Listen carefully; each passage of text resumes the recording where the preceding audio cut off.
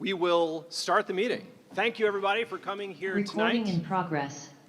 The recording is now in progress for the public hearing for Essex's 2026 Town Meeting. Welcome, everybody. We are going to start with the presentation of the colors from Scout Troop 635, followed by the national anthem. If you could all please rise.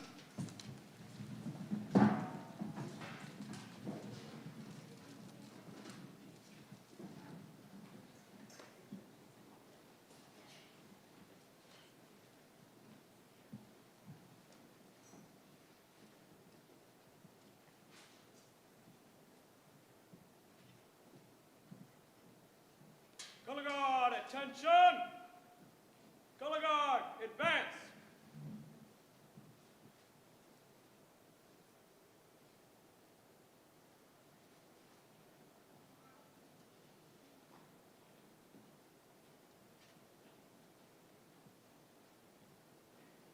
Color guard, halt! Color guard, cross the colors.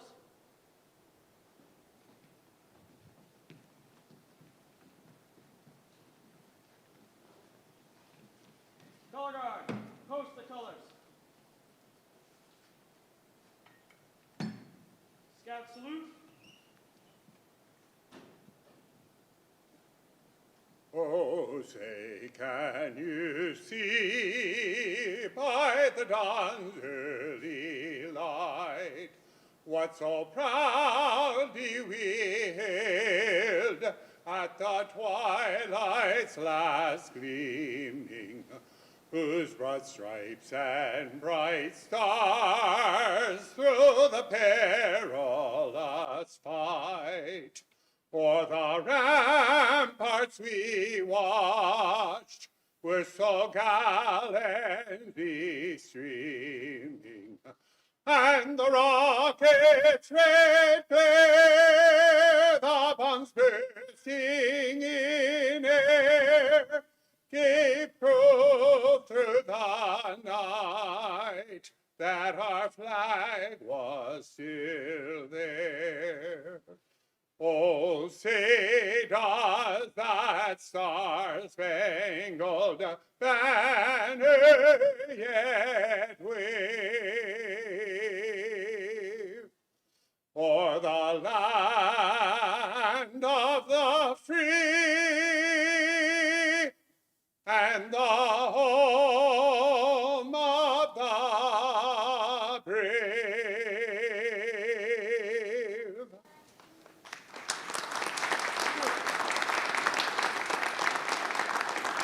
Color guard, retreat.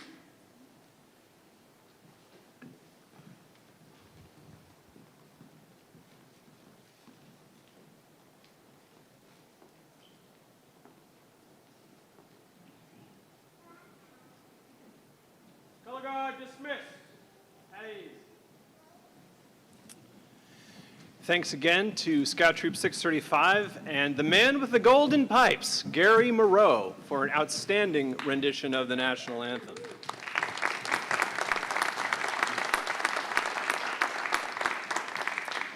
We would also like to open up with some other thanks for folks who have helped things start this evening.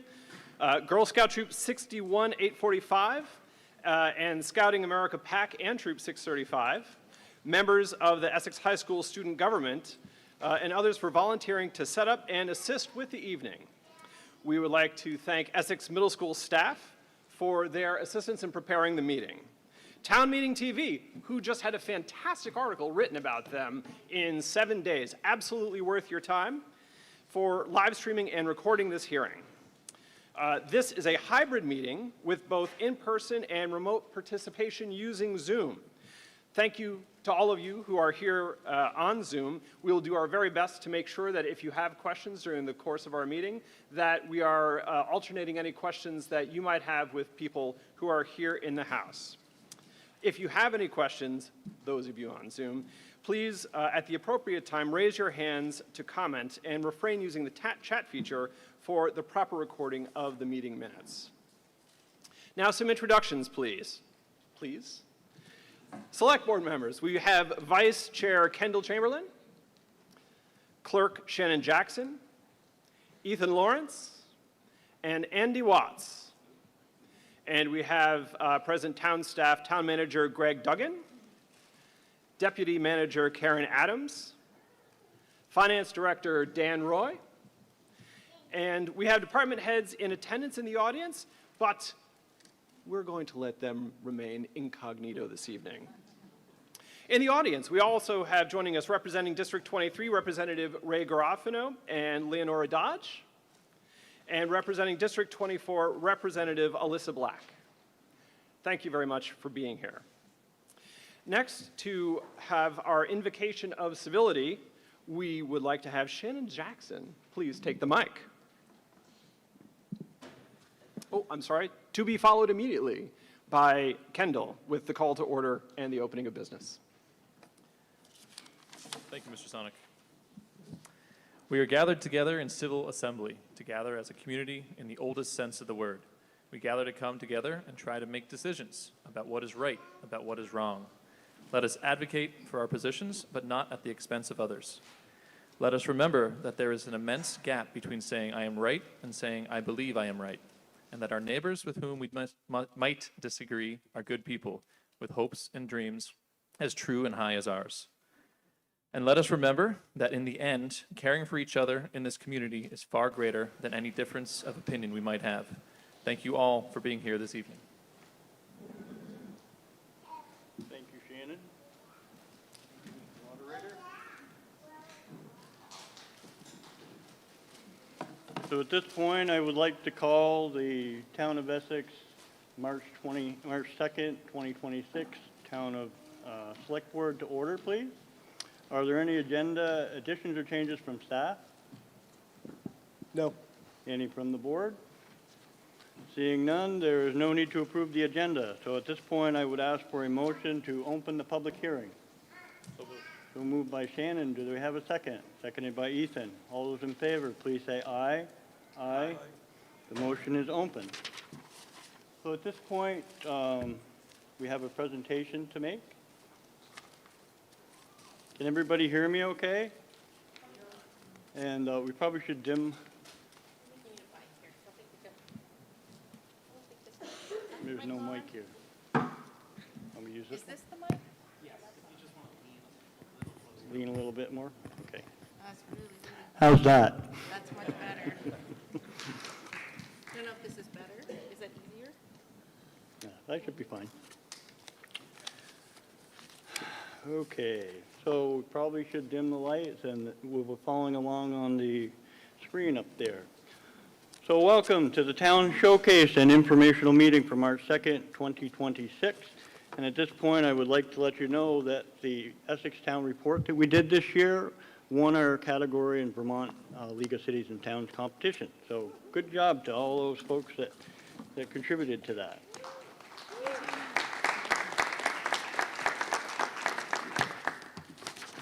So welcome. So during this preview, we will do what is the general fund. We will talk about the fiscal year 2027 proposed budget. We will do an overview of the 2026 town meeting ballot items. We will talk about the elections, and we'll take questions in the end once I am done the preview. I would note that fiscal year 2027 covers July 1st, 2026 through June 30th, 2027. So the general fund of the town supports all the departments like fire and other things like legal, senior vans, community day, administration, animal control board and committees, engineering, facilities management, cemeteries, zoning, IT and HR, police, elections, library, clerk, assessor, stormwater, economic development, free events, parks and trails, planning, highway, health officer, and treasurer, as well as making significant contributions towards the operating costs of the Sound Hill Pool, Indian Brook Park, Green Mountain Transit, Essex Rescue, Winooski Valley Parks, County Services, and the Essex Community Historical Society. Please note that the general fund does not support town water and sewer systems or associated staff costs, parks and recreation paid programs, vehicle and major equipment replacement, significant stormwater and parks projects, roadway reconstruction, or large facility projects, or any Essex Westford School District or City of Essex Junction operations not covered through shared service agreements. All of these are paid for using funds outside of the municipal services budget. This year, the fiscal year 27 Select Board had some specific budget goals for the budget. One was to limit tax rate increase to 2 to 3.5%. We wanted to eliminate all the operating transfers to the capital after we approved the 2-cent increase in the capital tax in 2025. And as always, we want to ensure all the cost-effective and efficient operations as possible. Some of the general fund highlights that affected the budget this year, some of the cost factors were health insurance premiums were only up 1.94%. And everybody knows that is a historical low, that they have typically averaged well over 10%. Inflation continues to drive up cost of construction supplies, vehicles, repair parts, vendor services, contractual raises to staff, general cost of labor, and many more. Police patrol officers' budget has been reduced this year. I shouldn't say reduced, has been funded at 88% of the full level. And the Public Works Highway was also funded at 93% of the full level to better approximate the historical spending, primarily due to staffing shortages that we have in those departments. I would note that for the first time in quite a while, we are fully staffed now at Public Works, and we are always hoping to poach or catch more officers from wherever they may go. Essex is a great place to work. Some of the cost savings and efficiencies that we worked on this year, the City of Essex Junction will continue to pay approximately 50% towards the police department, and they will now also pay 50% towards our assessing services. That was previously 43%. We are looking to contract out some mowing, landscaping, leaf pickup, and plowing of the cul-de-sacs to save money and time. We are hoping to adopt public record software to streamline processes for records requests. We'd like to convert or consolidate software platforms to simplify processes. And we put $299,880 of interest revenue towards this budget. Some of the specific staffing-related budget changes this year, there are 3 staffing changes proposed. In the library, we are hoping to add 5 substitute hours a week and 4.5 hours a week for a part-time library assistant to better support programming and coverage. In police, we are hoping to add 28 hours a week of support services director and a 40-hour lieutenant.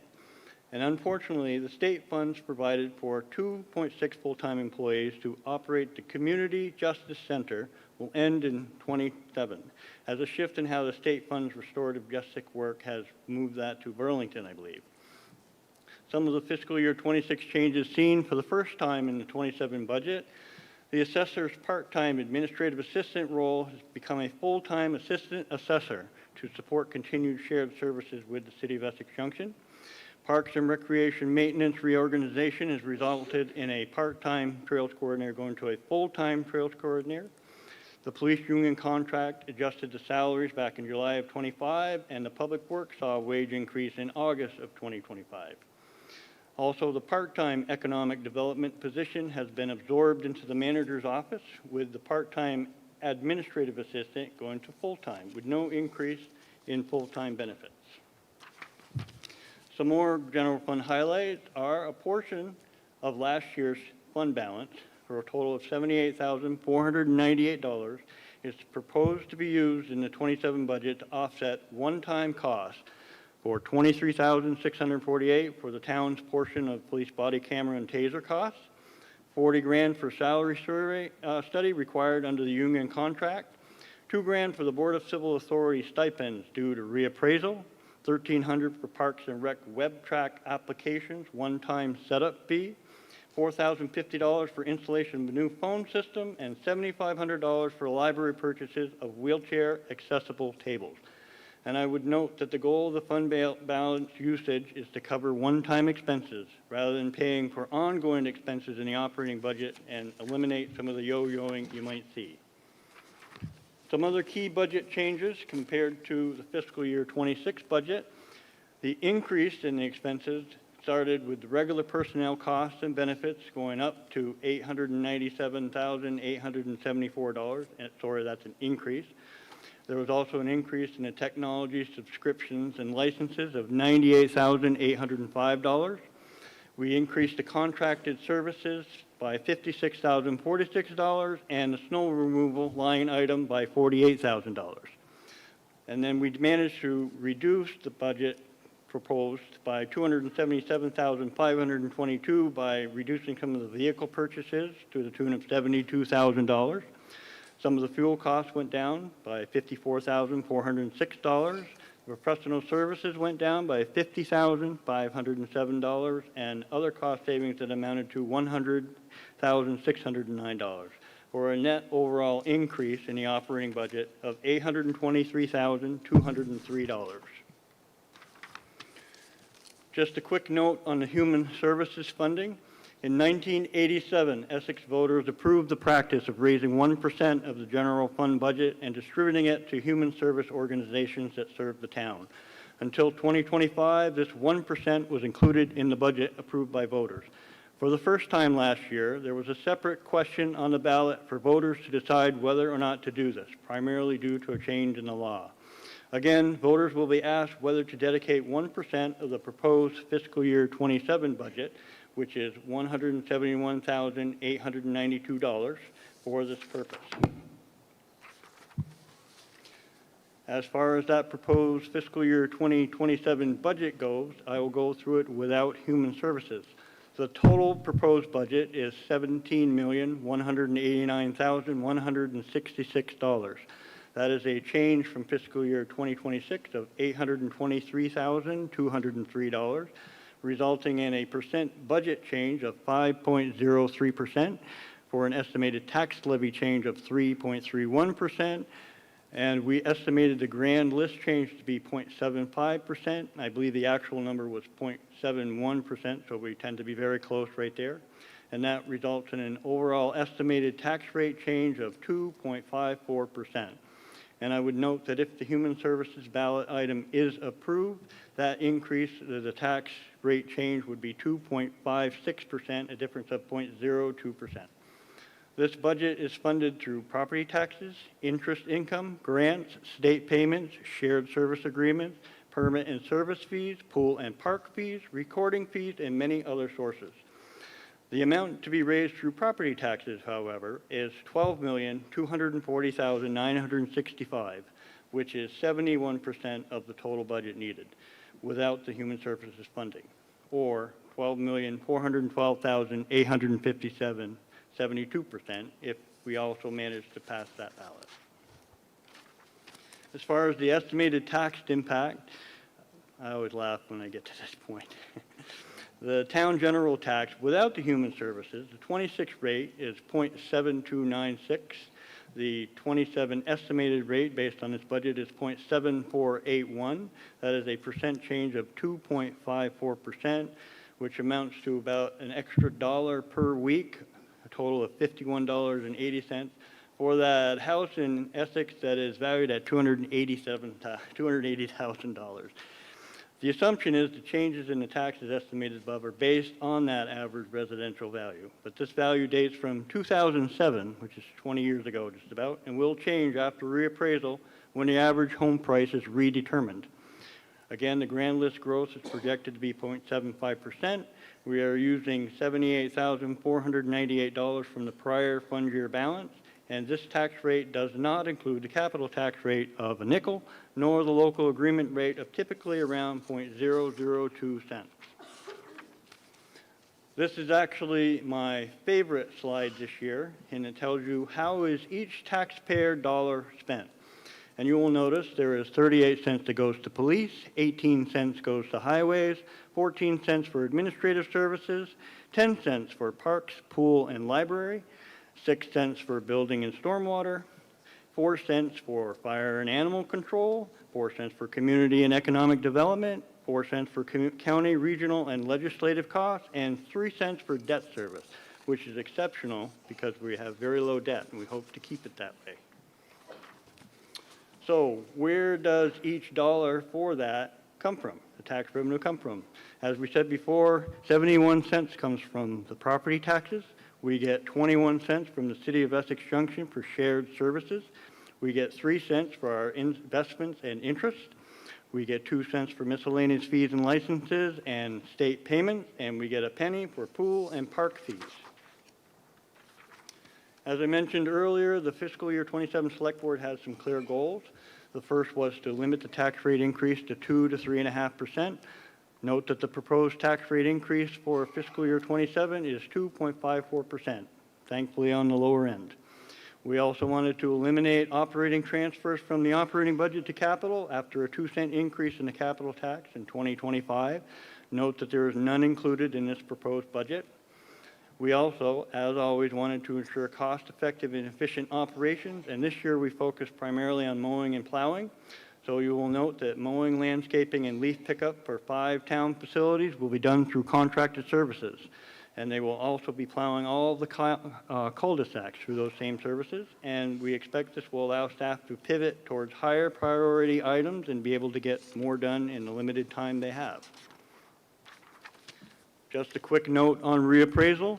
The objective of a townwide reappraisal is to revalue all properties at the same time based on current market and sale data. This ensures that properties with similar land uses, densities, and sizes are valued similarly. Because municipal taxes are primarily based on property value, this process is crucial to ensuring all taxpayers are paying taxes that correctly correlate to their property's relative value in the community. The town budget will not be changed by reappraisal. The town will still only need to raise the amount of the approved budget.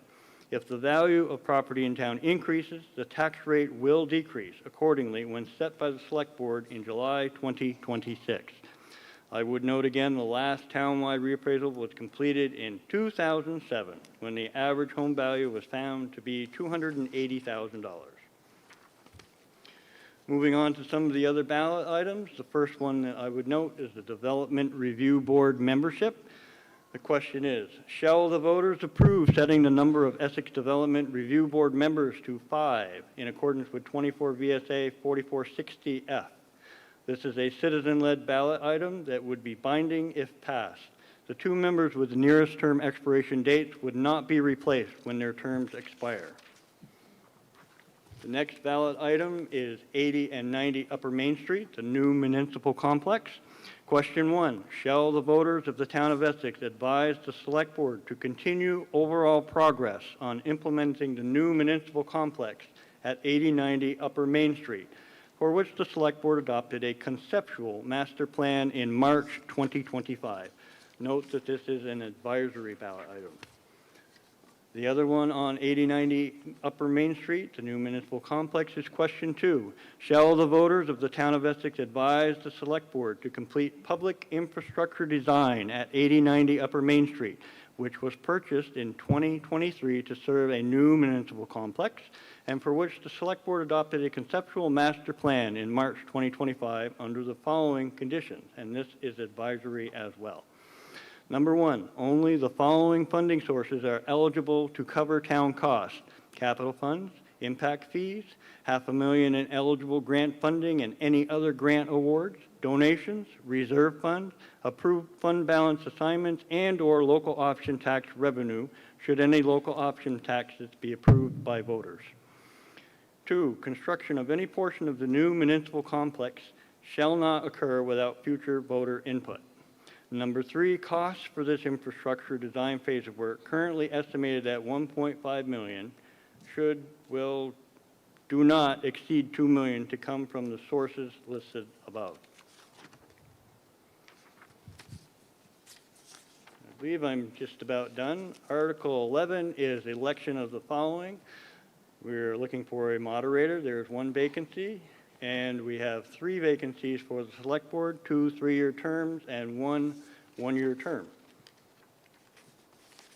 And at this point, the town of Essex thanks you for coming, and I will turn it back over to Mr. Moderator.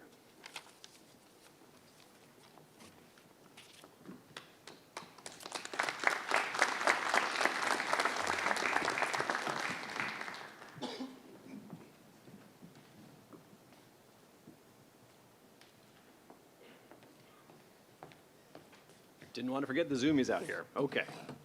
So we are going to go through this one article at a time so that if anybody who has any questions about that article, they can speak to that article. If you have any questions or anything you'd like to say that is not relative or related to any of the articles here, there is a public to be heard at the end of this. Again, this is not like the old kind of town meeting where we're voting to adopt anything here. That changed a couple of years ago, where all ballot items are handled by Australian ballot tomorrow here, actually across the street, oh, I mean like across the hallway, from 7 to 7. So please come out if you haven't already voted absentee. We have 2 aisles. There's a mic at the head of each aisle, so if you have anything that you would like to ask or say, please come to one of those. If getting to one of those is difficult, just raise your hand and we have a mobile mic that somebody can bring over to you so that you can ask your question. Also, folks who are on Zoom, remember that if you have anything to say, please just raise your hand in the meeting and I will see that you have done that. And one of our fine people at the front table will bring you in, and I believe by the magic of Town Meeting TV, we will get to hear what it is that you have to say. All right, so starting with Article 1, shall the town adopt a budget for the fiscal year July 1st, 2026 to June 30th, 2027, as recommended by the Select Board in the amount of $17,189,166. Are there any questions or comments from the folks who are here or on Zoom?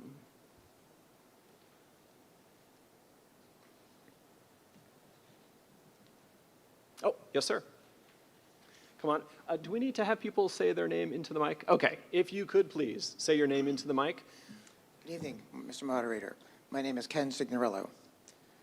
I heard the chairman say that the general fund does not fund our capital needs. Yet, I'm looking at page 25 of the annual report, and I see a transfer in 2025 of $200,000 to, I believe, capital. I see one also in the next year, $75,000, none this year. I seem to recall also that fund balance was used to fund capital, and maybe it was last year, and that fund balance comes from the general fund.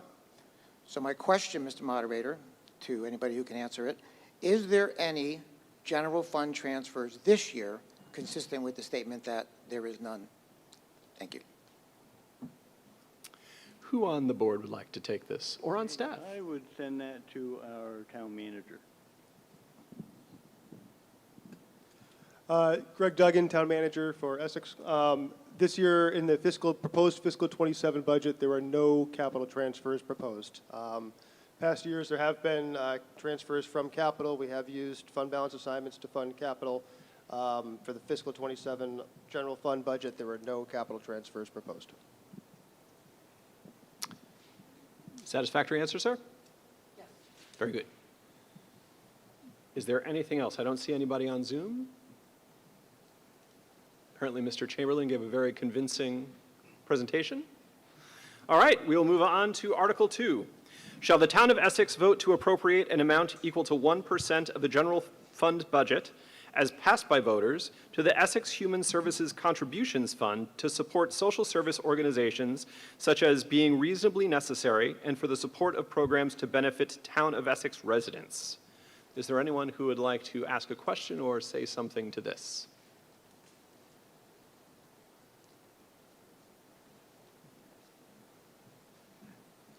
Hi, I'm Lynn Smith, and I'm from Essex Town, obviously. I am in disagreement that part of our taxes go toward human services funding when we don't have the choice as to what they go to. I would submit that maybe on the ballot we may choose to donate the 1% of our taxes, and then, or we may choose not to. But I do not agree with 1% of our taxes going to 501c3s. Thanks.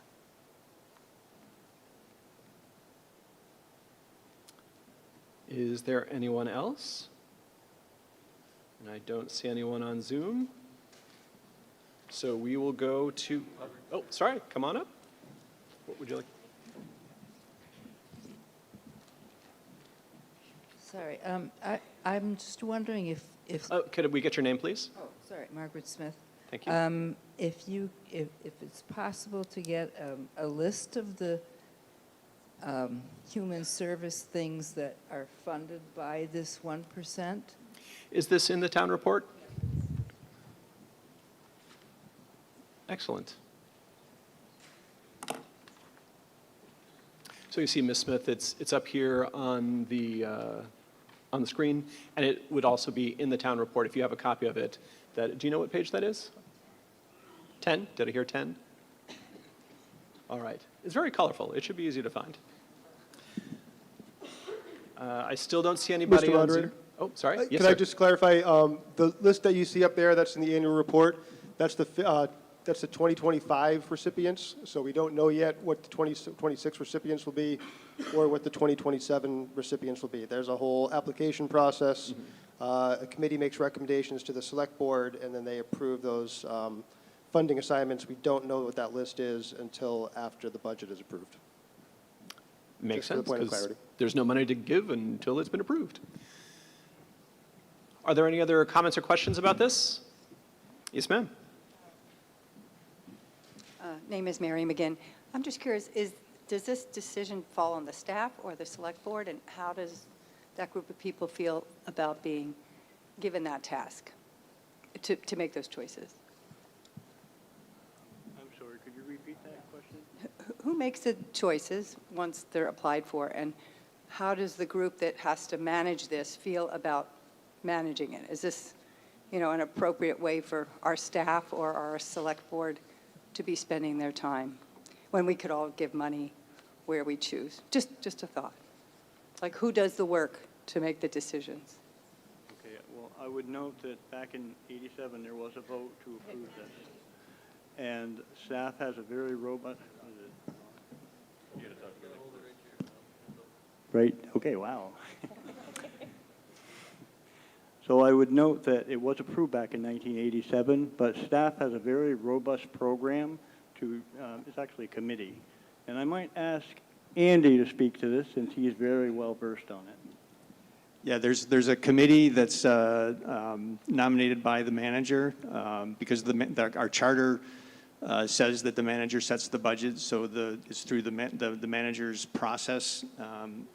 But there's a committee. It does contain one select board member. There's an application process. There's a scoring mechanism.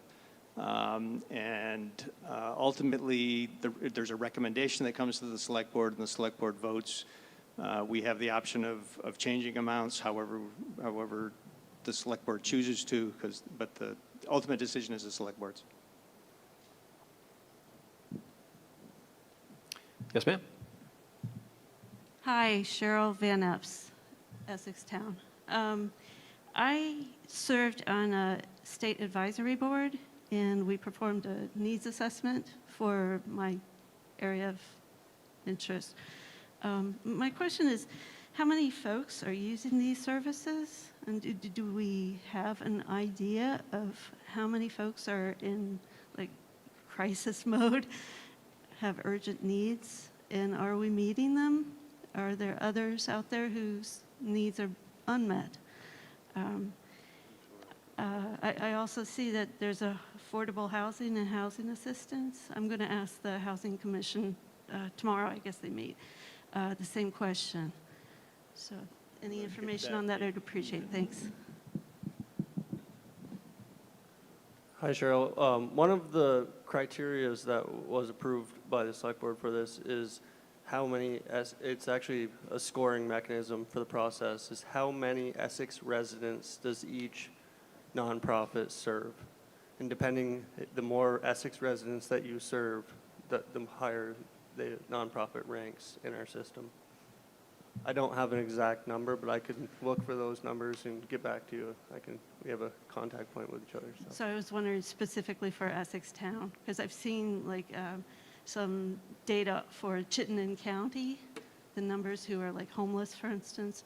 I'm just wondering, do we have specifics on Essex Town residents? Thanks. I can look into that and get back to you within a couple days. Thanks. Thank you, Ethan. Yes, ma'am. Do you need us to bring you in a mic? Oh, come on up.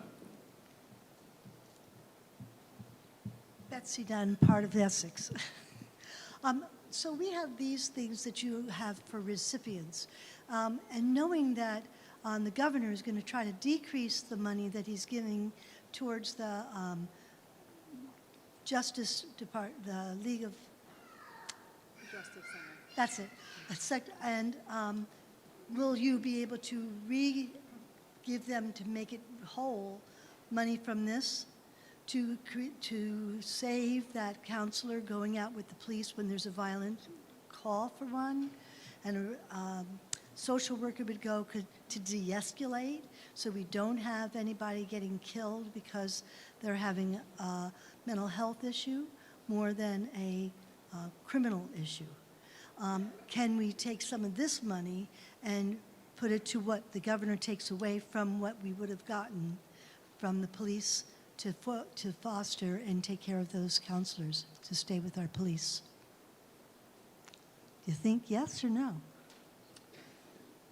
I believe this money is all committed for this, but that is certainly something that we could look at for the next award coming up. I would speak. Correct me if I'm wrong. Andy? So my understanding that service is provided by the Howard Center, and they have in the past applied through this grant, or it's not a grant, through this human service funding. So if they choose to request that money through this process, then they would be certainly eligible to get money to support that. We also do have money in the budget to support it, but I don't know that it's specific to the issue that you're raising.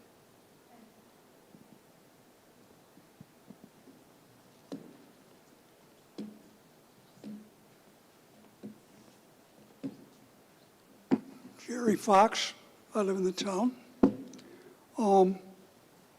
According to the town report, this used to be in the general budget, and on the advice of our lawyer, we took it out.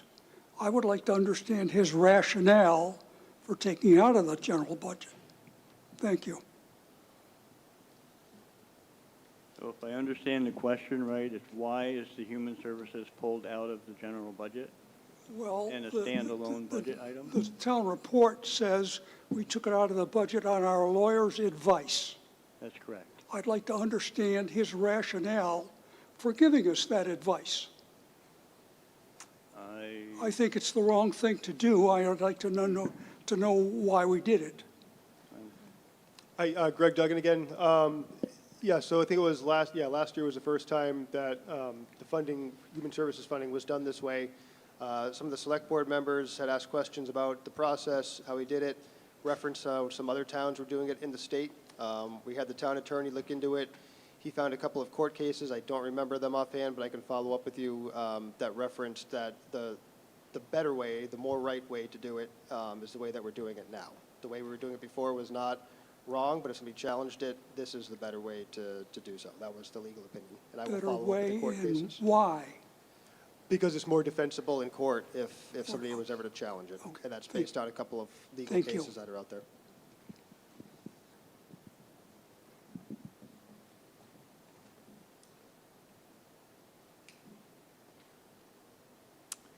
All right, I don't see anybody on Zoom still. Is there anyone with a last-minute question or comment as to Article 2? Okay, then we will move to Article 3. Shall the voters of the town of Essex advise the Select Board to continue overall progress on implementing the new municipal complex at 80 to 90 Upper Main Street, for which the Select Board adopted a conceptual master plan in March 2025? This is an advisory item.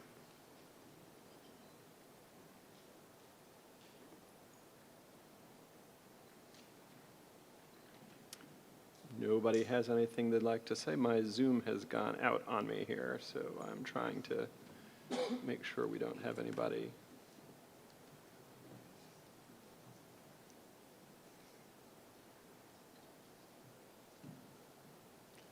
All right, Zoom is devoid of questions. Come on up, sir.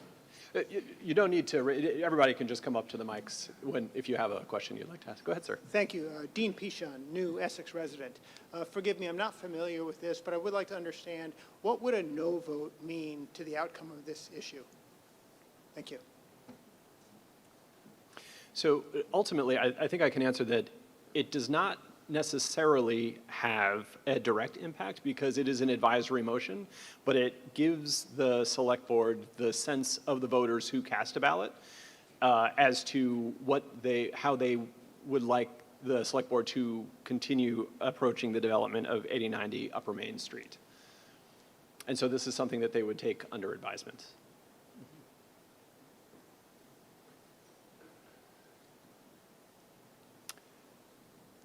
Anything else? Any other questions? All right. All right, so I'm Eric. I live in town. Could you please speak into the mic? And I didn't catch your last name. Sorry, Eric Stewart. So with question 1 and question 2, are these just going to keep coming back to the town every time we want to lay a pipe at 8090? Or, like, I don't understand why this is a question. There was a whole thing about buying the land and then coming up with a plan, and then it feels like 12 months later we're just getting cold feet. Are we going to do this every time? Because I'd like to go ahead and, if we're going to do it, let's go forward. Let's do it. I don't understand why we're still My understanding, please correct me if I'm wrong, is that this is a citizen-initiated ballot item, which is why it's only advisory? No. No, this one is not. I'm very wrong. Someone with more knowledge is going to speak to this. Hi, Eric. Ethan Lawrence. I got this put on an agenda to discuss because if you read and understand the municipal center master plan, there's 4 phases. And the first phase would be infrastructure, and there's a price tag with infrastructure. And then there's phase 2, which is I forget exactly which building it was. There's a building or 2 to be built, and then phase 3, phase 4. So this first question is, should the staff time that's been devoted to this project, the property was purchased, there was about $200,000 to make the master plan. The select board approved that. All of this work has been done by the select board, and there's never been a public vote from the voters to approve of if they approve of the work that we are doing or not. Yes, there was public outreach during the conceptual master plan creation, but this is an opportunity for the town to come forward, as you are, and say, I would like to go forward with this build, continue to devote staff time, continue to look at options to move this forward, and find us options to bring to the table to say the next step is going to be a bond, a debt service. So we're going to have to create a plan, bring a debt service forward, get it approved by the voters of the town of Essex before anything happens. And that's kind of what leads us into the second question, which is a binding question. The first question's advisory, but if the town votes, okay, it's not a binding question, but shall the select board receive feedback to go ahead with the phasing, the infrastructure design phase, which is a grant that's been applied for by the town. We asked for an extension because we have not accepted the grant because we wanted to get voter feedback before doing so. That would then, and there's a funding mechanism all set up with the grant. It's all laid out where exactly the money is going to come from. There's money to come from emergency reserves. There's money to come from capital. There's money to come from other revenue sources. So should those questions be approved, the select board could then accept that grant, and that would be the first step just for the design phase. That is not the infrastructure phase. There will be 0 pipe put in the ground. That is just for somebody to draw up a sketch to show you where to lay the pipe in the ground. And then the select board would come back to the voters for phase 1 and ask for the, I believe it's 17 million in the conceptual master plan for infrastructure. And that would just put the infrastructure in the ground. There would still be 0 buildings. So this is just the beginning of a very large project to feel the voters out on should we continue to devote staff hours, select board time, meeting times. You know, we put a lot of time into this to this point, and it's to gather information from the voters of their will. Okay, so this has never been voted on by the town. So this is the first. Okay, so that makes sense. Can I ask about question 2 since we're on the slide? I don't want to jump ahead. Sure, yeah. But as long as it's about this, yeah. Okay, I just don't want to jump ahead. So it says construction bidding portion shall not occur without future voter input. So are we going to vote on every single step of the way? Or are we going to vote on the plan and then say, go implement the plan? Because I'd prefer the second one. I expect that we will vote on every big project that comes along. Is that like a rule that we have to follow? That's typically what towns do with bonds when bonds are needed. So every phase requires a new I'm going to hand this over bond. to the town manager. He'll probably answer it better. Am I not? I was just trying to I thought I was being loud. encourage everyone to speak into the mic, 'cause we got to get like right up on your face, so I everyone thought can I hear. was being loud. I'm sorry, y'all. It's not, it's everybody. It's a reminder for all of us. My wife and kids yell at me for yelling all the time, so I thought I was doing it. So what I'm hearing is that because every phase is parsed out and requires a bond, then therefore, yea, verily, we have to vote on it.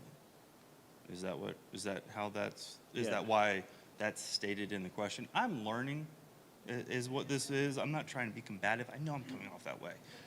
I'm trying to understand what this process is going to entail for the next some odd years of my life. Yes, that is the idea that is coming on. There has been, over the last year, a lot more interest from the town that maybe it's not the way to go.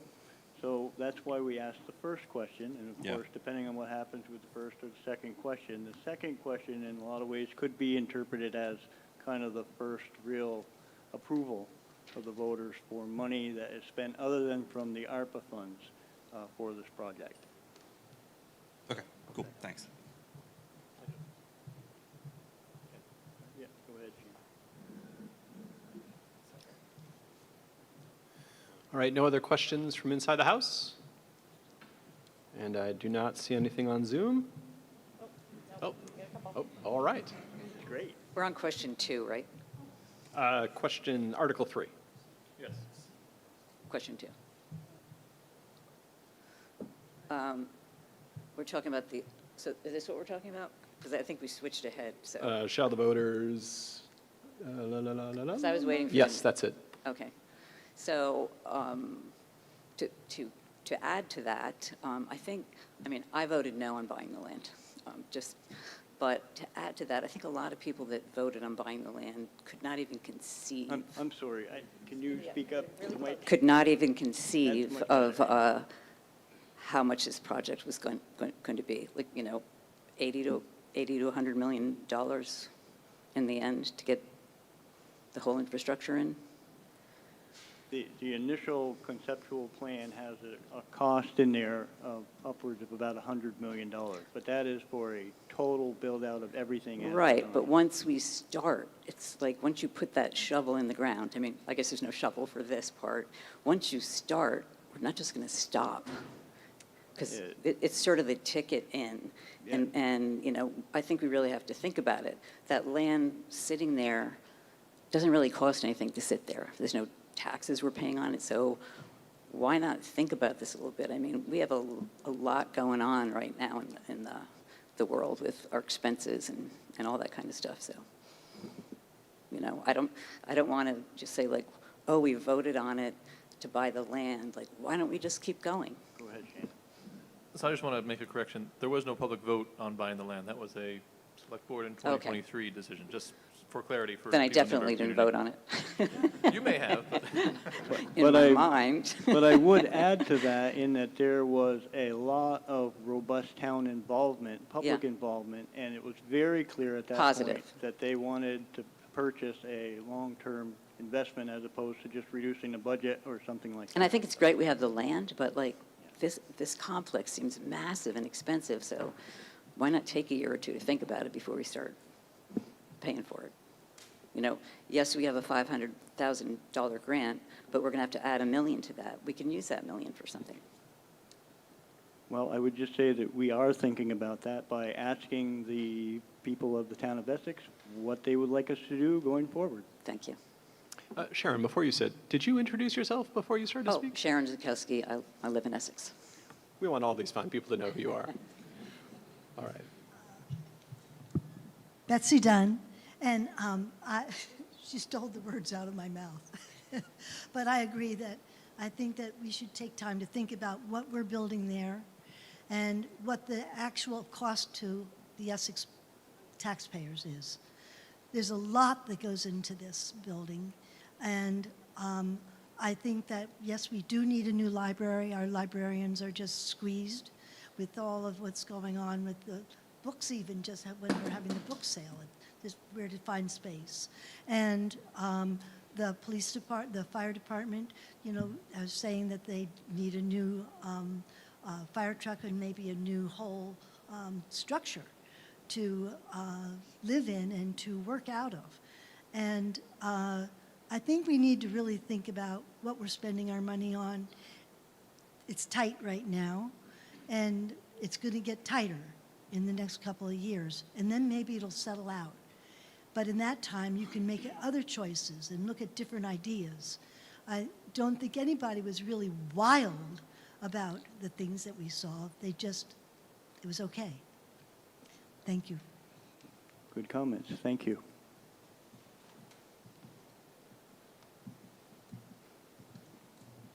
Hi there, Charles Cole. I think, Mr. Moderator, we might want to clarify what the question is asking. I see a lot of people in the audience shaking their heads no, like they're not in favor of this. It's asking if we want the public's advice on how the select board continues. It's not asking you to approve or disapprove a budget to spend money. So if you vote no on this, which is what I'm seeing, then that gives the select board the power to do what they want, right? That's what it's asking you. Shall it be an advisory vote? It's not asking to spend an X amount of money. It's not asking you to approve a specific master plan. It's just asking if the board should seek the public's advice on future votes, which should be a yes answer. That's how the questions are written on the ballot. Thank you. Did you want to respond to that, Ethan? I was just looking for a point of clarification from our chair. Well, I think probably at this point, the best thing is he explained that very well. This really is just to get an information about what the people want to do, whether they want us to pursue it in any way, shape, or form, or to stop. So. Okay, I guess I don't know how to respond to that because the implication there was that if you voted yes, the select board would ask you for approval for every future project. And if you voted no, the select board could do whatever you wanted. And that's not why the question was raised or the way the question was worded. The question was put on the ballot to have the select board, who is, we're a government manager form of council, so the select board directs the manager. The manager directs the entire town staff. So if the select board directs the manager and says that we do not want to continue to use resources towards this project, then the manager will direct staff not to continue to use resources towards this project. And that would be that until the next question comes about to the public to ask for your approval again to continue work or other ideas that may come about throughout the years of different projects or one building or a different building or whatever project is proposed at that property would be the responsible thing to bring it back to the voters and ask advisory, which is to direct the select board, not binding, but you elect us to the board. We are giving you a question to advise us on our decision making, and shall we not respect your wishes as an advisory question? It's your job to appoint those members to the select board. So if they don't listen to you, then it's time to use your vote for power. So it's important to know that if the select board hears yes on this question, they're going to tell town staff to continue the work and start looking at funding. Both questions are yes. Let's use this as a hypothetical. We're going to direct the manager to continue to move forward with this project. He's going to have his staff continue to work on the project they're going to find funding mechanisms and lay out a plan to continue to develop. They're going to come back to the select board. The select board's going to look at the plan, say, okay, we're going to build a library, but first we have to put the infrastructure in. The infrastructure is 17 million and the library is 30. I don't know if those are the exact numbers in the conceptual master plan, but it's to be noted that that plan is almost 2 years old now for the numbers that are in it. So the inflation rate on that, you might want to figure those onto those numbers. But at that point, the select board is going to come town meeting day to warn our ballot. We're going to put a bond vote on the ballot for $40 million, asking for your approval to put in the infrastructure. Mind you, the second question is infrastructure design. This is not implementing any infrastructure at all. It's to design. So come the next step, the select board would ask for a bond vote and your approval for said infrastructure and or whichever building is chosen. And then the town would have to accept a bond and the implications of $40 million. You can look publicly, our neighbors are looking at a $37 million public works facility, and they have the implications on the average taxpayer per year right there in the newspaper. So it's something to look at. Sir, Sharon's already spoken once, so it's your turn now. You can go right after. Yeah, for full disclosure, I'm Hubie Norton. For full disclosure, I'm on the DRB. That's a question we're not talking about now. First of all, I'd like to thank the select board and the town staff for keeping our tax rate down. They hit their target. Thank you very much. We own that land. The town owns that land up at 8090 Main Street. And they have identified needs. I think it's been clear. The fire department, the library, the town, my God, we're the town of Essex, and our town offices are in the city of Essex Junction. So there is a need for our own identity to have our town offices within the town. Now, I think Ethan has explained it quite nicely that there are steps in this process. And you know, guess what? Things are not going to get any cheaper. And you keep kicking this can down the road, and it's going to be more and more expensive. So if there have been identified needs, which there have been, it's been clear, I think, for all of these groups. Has anybody been into the Public Works Department on the town common? My God, they're packed in there like sardines, all right? You know, there are needs within the town.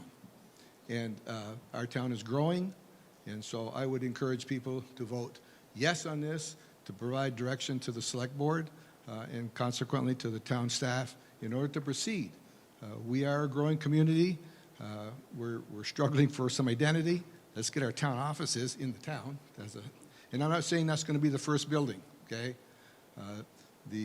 That whole process, as Ethan described, and I want to be cautious about putting dollar amounts on it because, yes, the infrastructure comes first.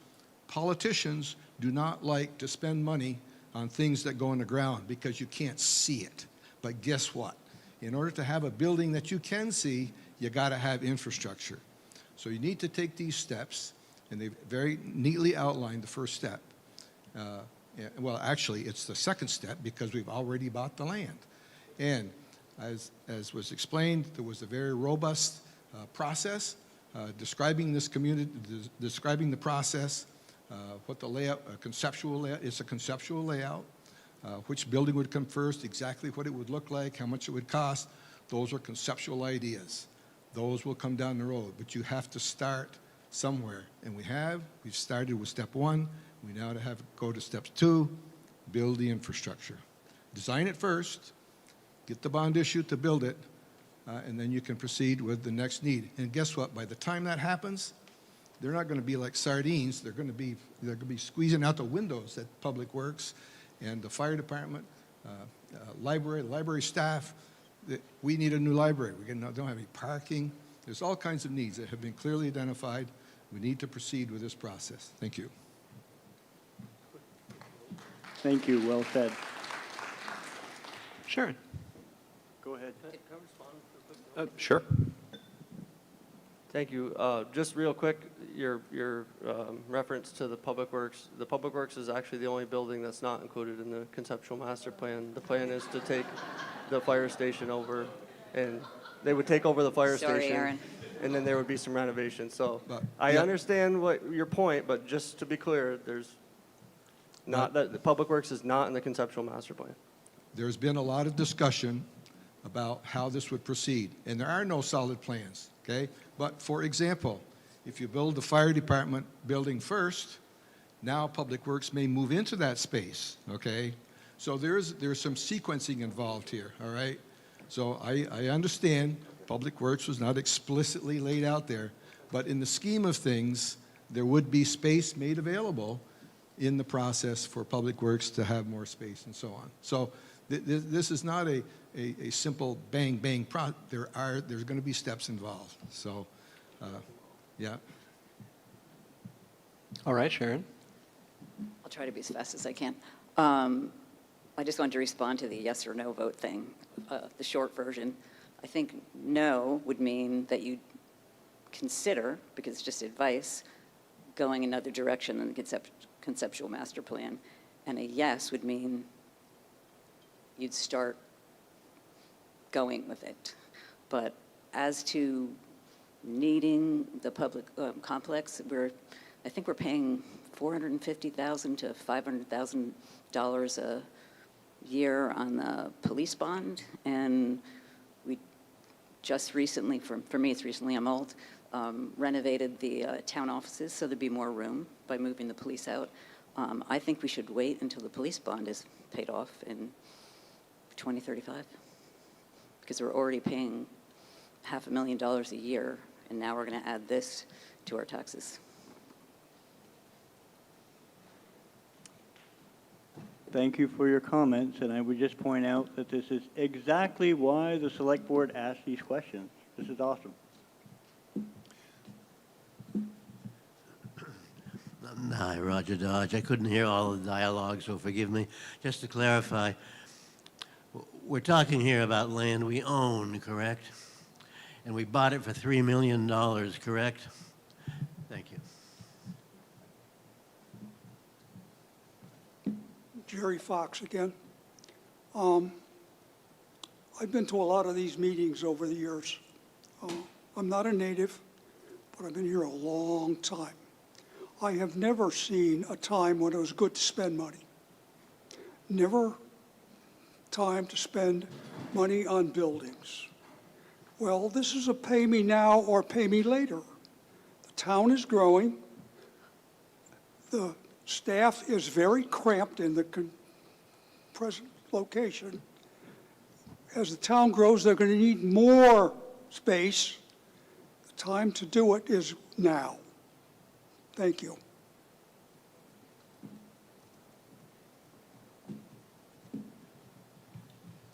Eric Stewart again, in the mic. He said it better than me. I'm actually for this, so don't let my words or questions be misconstrued. Like, yeah, we should go ahead and do it now and rip the Band-Aid off, so to speak. So.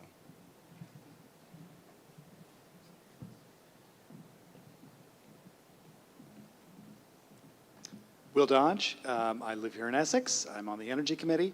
The Energy Committee spends a lot of time with Sean McNamara, who's one of the great town staffs people, and he spends a lot of his time going through building after building of all the buildings that we already own in Essex, trying to make them a little more efficient, try to make them work a little better. What's real clear is that those buildings are not really getting any better without a significant investment of money and time and effort, even though most of them are all spread out all over the town. That was just a result of history.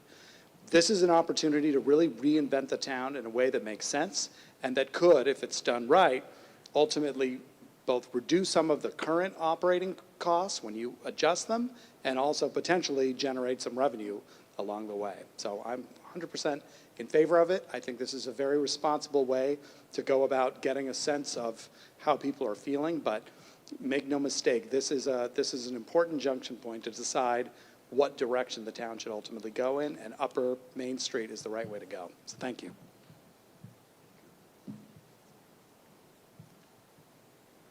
Is there anybody else?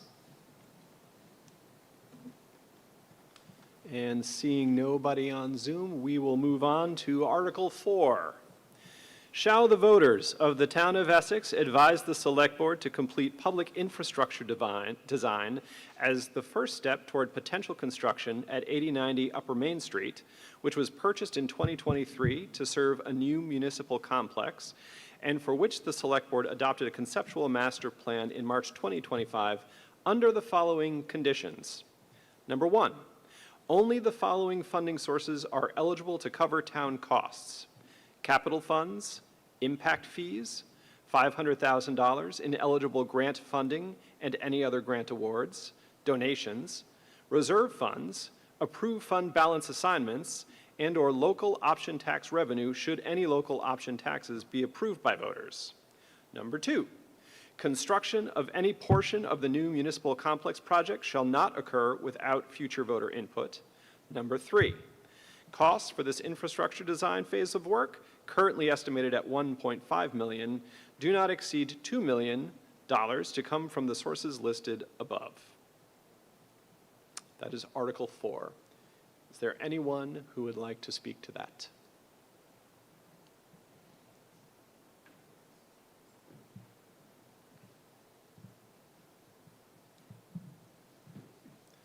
Zoom is very quiet this evening. Oh, very good.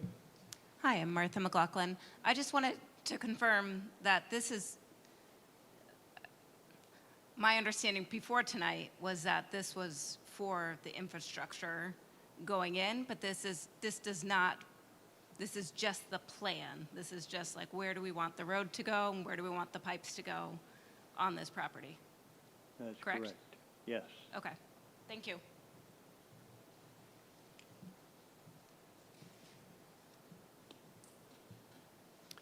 Is there anybody else? All right, on to Article 5. Shall the voters approve setting the number of Essex Development Review Board members to 5 in accordance with 24 VSA 4460 subsection F?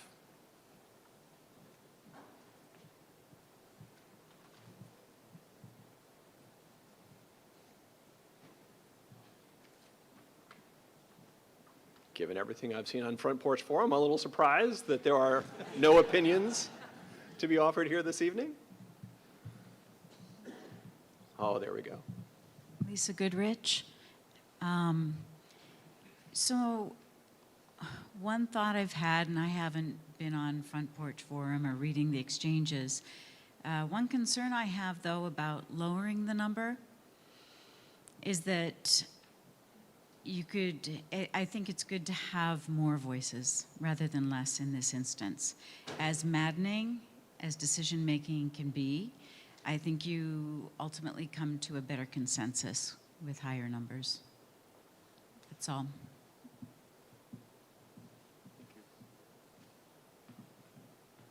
Is there anyone else? All right. I think, Betsy Dunn, I have no problem with 5 or 5 and 7 or 7. What the real problem is the overlap. But we did say 5 to 5, 5 and 5 is what the charter committee that you put out there to work on said they would like to see. 5 people on the DRB and 5 people on the Planning Commission and on the Planning Commission, and no overlap. And you state in the book on page 13 that the Select Board chose 7 members for the Essex DRB based on the recommendations of the Planning Commission and the Zoning Board. Well, there was no recommendation. There was no motion to make a recommendation. And there's no place that says this is what the Planning Commission said to do or the DRB says to do. When I went through with other people, all of the meeting notes, there was no vote for a recommendation. So that's not quite true, what this says here. And I think that we need to be careful in how we put it out to the public.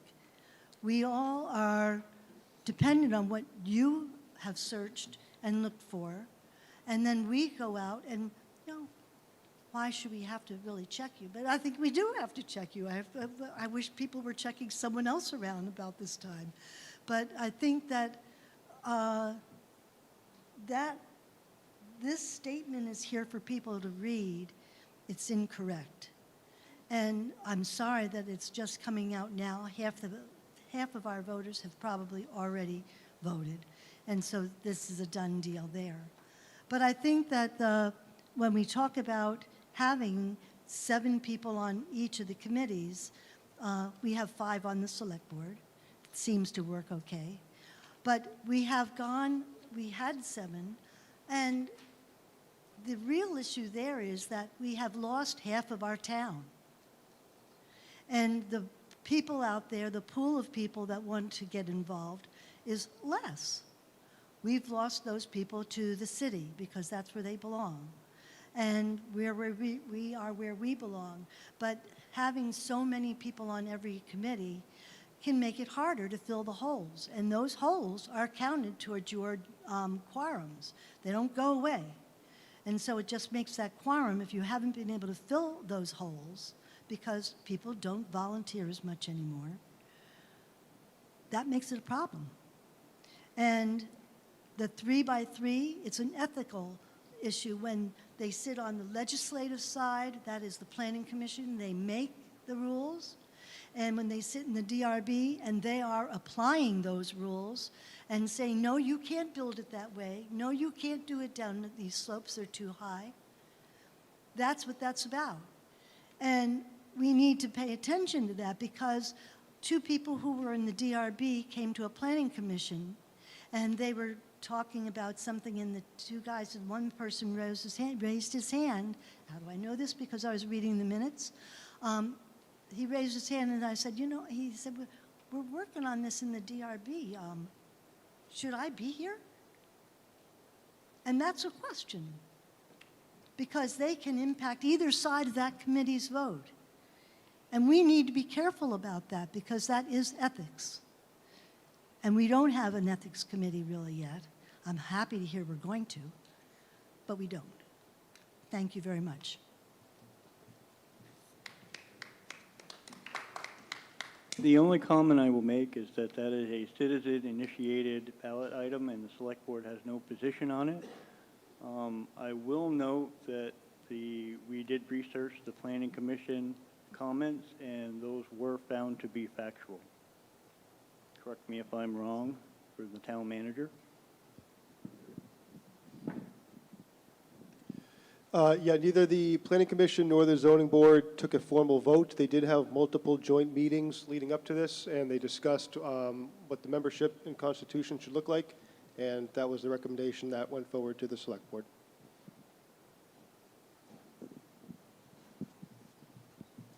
Betsy Dunn. No, there was no vote. And so I think that we have to listen to that, and because you are being informed by the staff, and they're telling you something that's not accurate. And that accuracy is what you depend on to make your decisions. Thank you. Ma'am? Go ahead. Is it on? It is on. Oh, good. And I have to say that, yes, I didn't bring my hearing aids today, but I didn't think it was going to be this hard to hear. Could you start with your name again, please? Sorry? Start with your name again, please. Margaret Smith. Sorry. Anyway, it's been very hard to hear. And I was on the original charter change committee. We had to create a new charter after dividing with the city. And our recommendation of the committee was 5 members for the new Development Review Board. We really wanted to go with 5 members for the Planning Commission as well, which I believe is what is the case in the city of Essex Junction.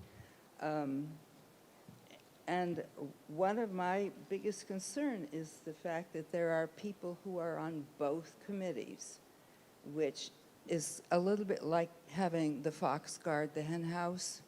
So eventually down the road, it would be nice to see 5 on each committee. And yes, the number of applicants has shrunk some, but advertise.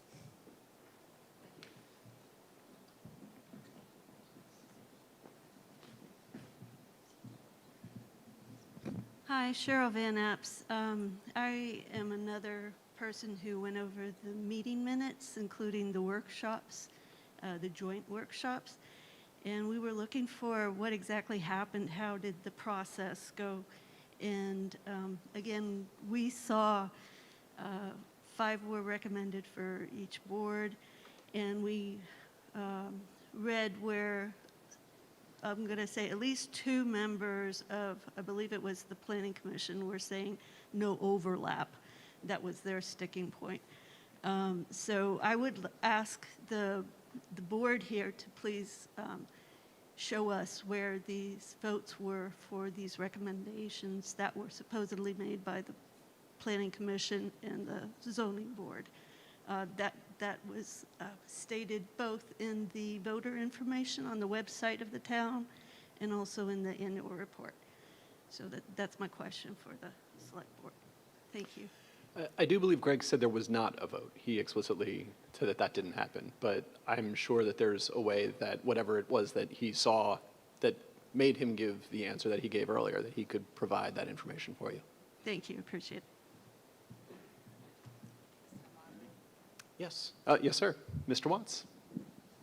To address the overlap question, state statute explicitly allows overlap between those 2 boards. So we can't have an official policy that avoids overlap because we're a Dillon's rule state. We can only do what the state tells us we can do. And if the state tells us that overlap is allowed, we have to allow it. Sharon, go ahead. Sharon Zukowski. I'm on the Development Review Board. I did transcripts of both those joint meetings. Oh, sorry, can't hear you.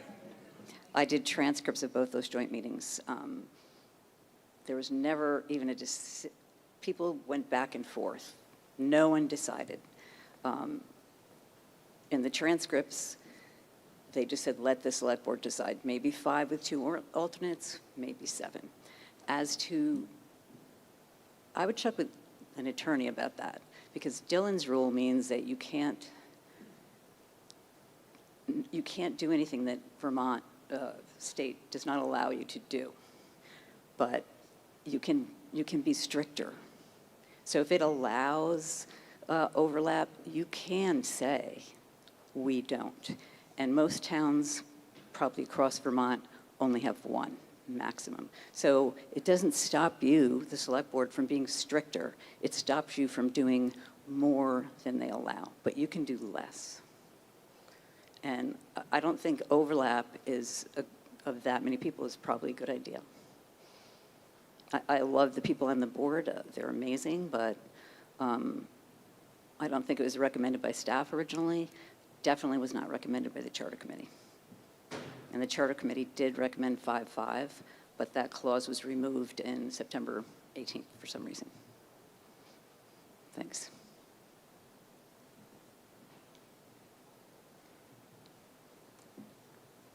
Sir, yeah, come on up.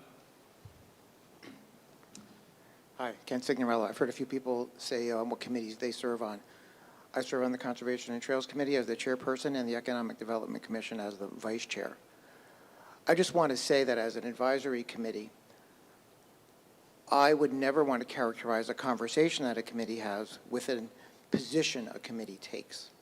To say that one of my committees, I would never have my committee make a recommendation, that's the term used, to the Select Board who we advise, the Development Review Board who we advise, the Planning Commission who we advise, that we recommended anything without a vote. For the committee to speak as a committee, it must vote. Otherwise, it's just the opinion of the individuals being characterized by a third party, which is hearsay. That's a serious problem. So to characterize what happened at these 2 meetings as a recommendation, I think is a fallacy. It simply did not happen. There were conversations. They were contradictory. They were all over the map, actually. I looked at them myself. And there was no recommendation. certainly not with a vote. And I think that as an advisory board, you must vote to speak as a committee. Thank you.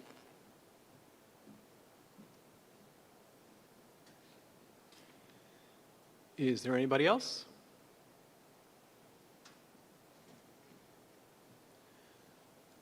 All right, there is nobody on Zoom.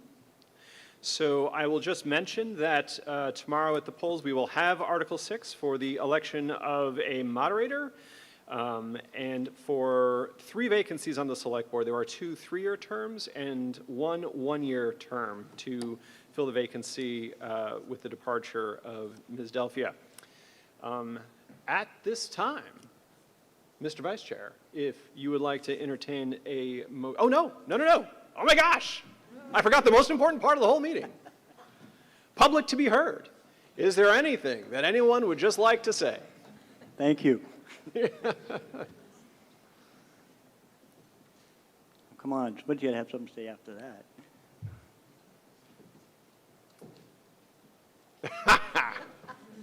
I'm just going to get up. I just wanted to thank all you guys for serving. That's all. I know it's a lot of work. I wouldn't do it. That was Sharon Zukowski.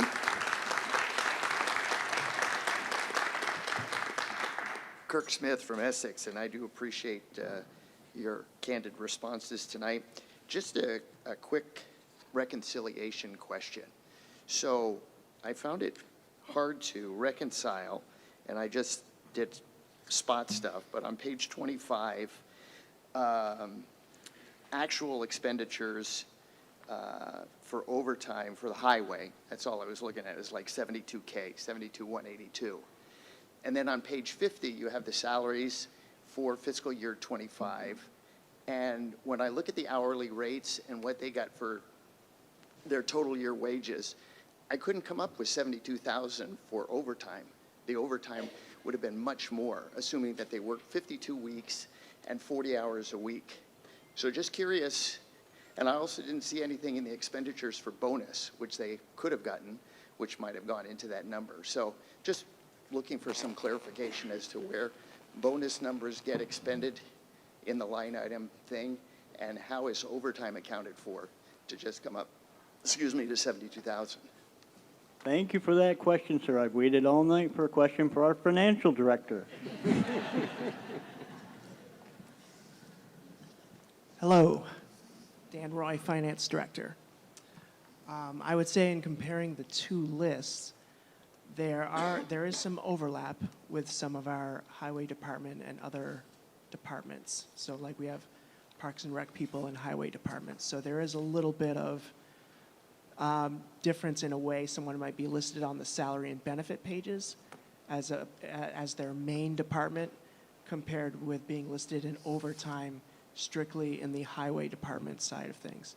So I think that would be a couple of examples there of people with some differences there.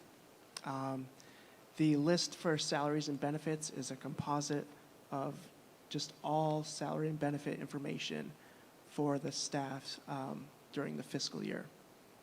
I hope that answers that pretty well.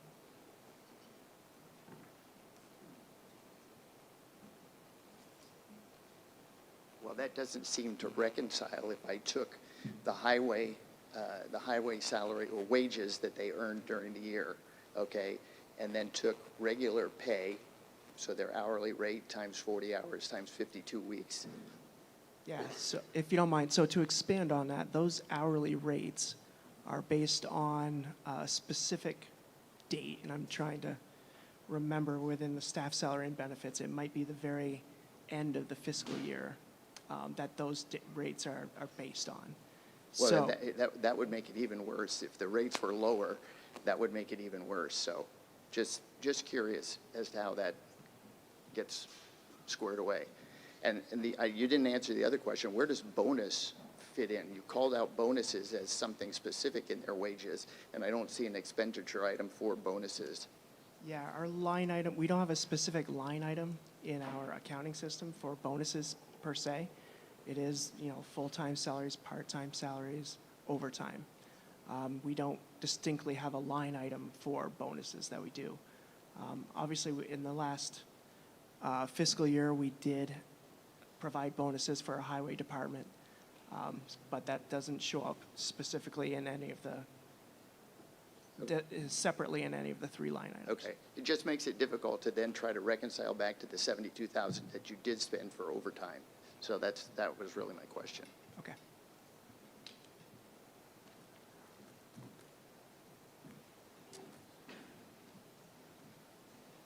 I have a question for the finance director as well.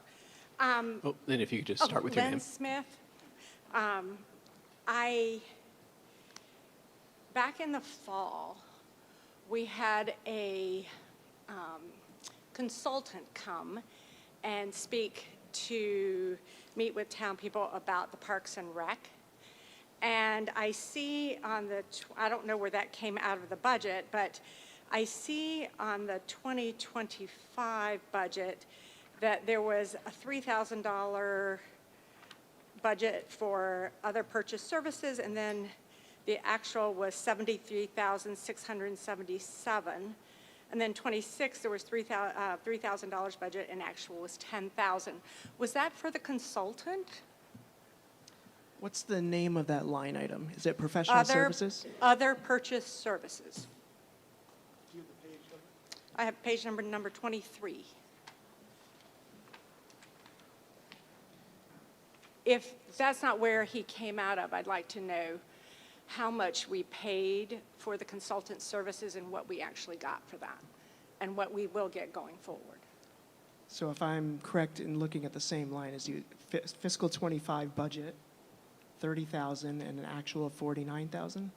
Is that the line? No. 2025 budget actual was, okay. I'm sorry. It's late and my eyes are not working well, but 3,000, and then the actual was 73,677. Okay. Sorry, I was looking at parks and facilities. I think it's EPR and pool.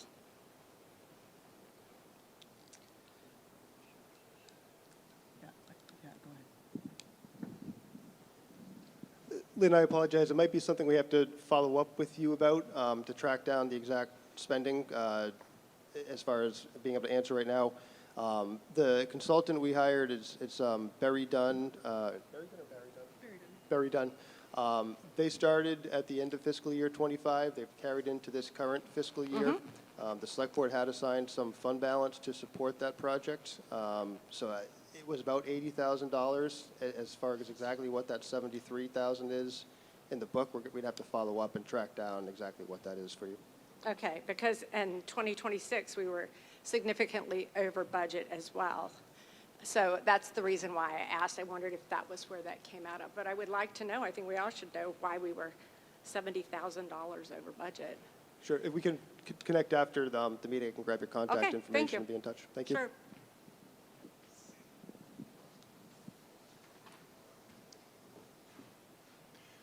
Is there anyone else in the public who would like to be heard? All right, seeing nobody on Zoom or in the house.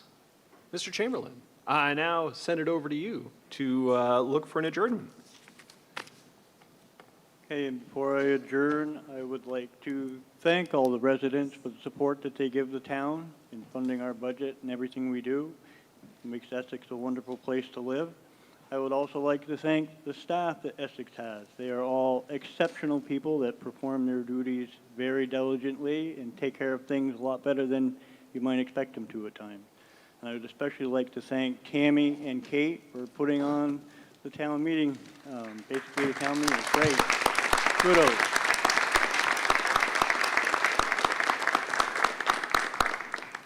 And with that, I would look for a motion to adjourn. Moved by Ethan, do we have a second? Seconded by Shannon. All those in favor, non-debatable, please say aye. Aye. We are adjourned. Thank you.